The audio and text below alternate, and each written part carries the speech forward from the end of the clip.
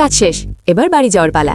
আরে দিদি, বাইরে তো খুব বৃষ্টি হচ্ছে, আপনি কি আমাকে আপনার গাড়িতে একটু পৌঁছে দেবেন? হ্যাঁ অবশ্যই, কেন নয়। আনুন, আপনার ব্যাগটা আমি ধরছি। ধন্যবাদ। তুমি কি সত্যি ওকে গাড়িতে করে বাড়ি পৌঁছে দেবে? ওর বাড়ি তো আমার যাওয়ার পথেই পড়ে, তাই একবার পৌঁছে দিলে ক্ষতি নেই। জানি না এটা তোমার জন্য ঠিক হবে কিনা পরের দিনগুলোতে। দিদি, ও আমার বান্ধবী, প্লিজ একে ওর বাড়িতে নামিয়ে দেবেন না। দিদি, এই নিন, আপনার জন্য নাস্তা এনেছি।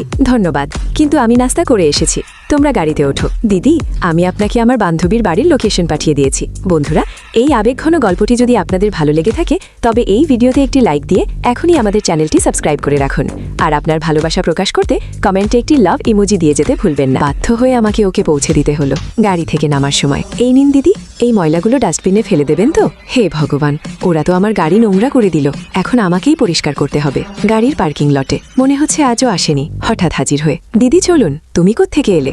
আমি আজ বাড়ি যাচ্ছি না, বন্ধুরা আমায় পার্টিতে রেখেছে। ঠিক আছে, তবে আমিও আপনার সাথেই যাব, নতুন বন্ধুদের সাথে পরিচয় হবে। হে ভগবান, ও তো আমার জীবন অতিষ্ঠ করে তুলেছে। সমাধানের পথ, তোমার কাছে দুটো পথ আছে, হয় সরাসরি না করে দাও, নয়তো ওর কাছে টাকা চাও। গাড়ির কাছে এসে এই দরজাটা খুলছে না কেন? এখন থেকে আমার গাড়িতে যেতে হলে তোমাকে টাকা দিতে হবে। আপনি নিজের বান্ধবীর কাছ থেকে টাকা নেবেন? হ্যাঁ, কারণ 1000 টাকা দিলেই এখন থেকেই দরজা খুলবে।